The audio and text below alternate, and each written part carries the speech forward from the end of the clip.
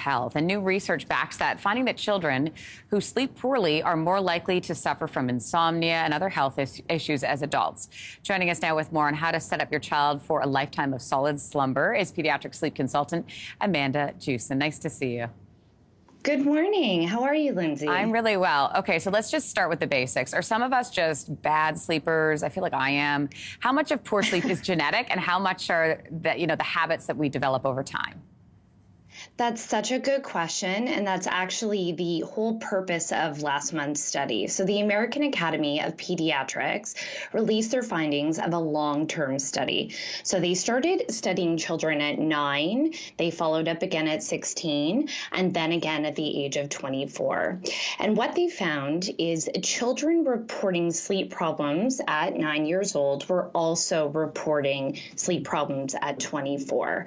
That sounds ominous, but actually there's a lot of good news in the what they found in terms of what was happening with these children.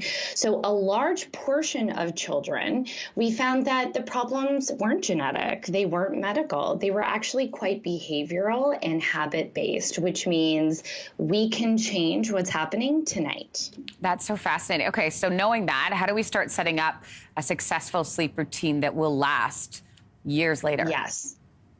Literally, it's about starting. Parents ask me all the time, how do I do it? What do I do? Well, you sit down with your child and we explain exactly what's going to happen before sleep. And then it's up to the parent to be really consistent with what happens and when it happens. So starting with a bedtime and then working backwards. What are we going to do before that bedtime? You're going to want to remove your screens before bed. You are going to want to think about, in terms of the study, what they found is a lot of children reporting insomnia were actually sleeping with devices in their room or computers. So simply removing the devices and the computers from the room can make a huge difference. And I just think about our kids right now with all the stress and anxiety. What role does stress play in all of this? Actually, the study highlighted stress specifically. I suggest doing a stress inventory in your house. So, when we have stress, we produce cortisol, we produce adrenaline. I mean, think of adults, right? We sometimes think our children are immune to these feelings, but if we're feeling stressed and anxious before bed, it does impact how our body responds to rest and sleep. So doing a stress inventory, thinking about, have there been any major life changes? And then speaking to a mental health professional if needed. I want to, the weekend rolls around. Saturday finally is here, and the kids have been waking up for school all week. Do we let them sleep in on the Saturday and the Sunday? Are there consequences of doing that? A slight sleep in or, a later bedtime here and there isn't a huge deal.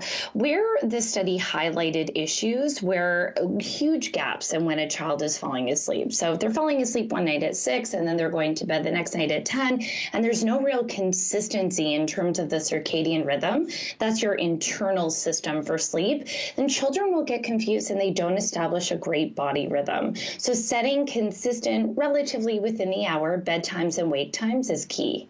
At what point should we go seek a doctor? So if you have done all of the behavioral interventions that you can, you have a solid routine, your bedtime is great, your kids are waking up at the same time and you have no stress, and your child is still developing or showing signs of insomnia or not sleeping, it's always important to go speak to a medical professional. There can be sometimes GI issues that could be keeping children awake, such as tummy trouble or pediatric sleep apnea. It's rare, but it can potentially keep your child up longer and make it harder for them to stay asleep overnight. Amanda Jewson, thanks so much for your insight.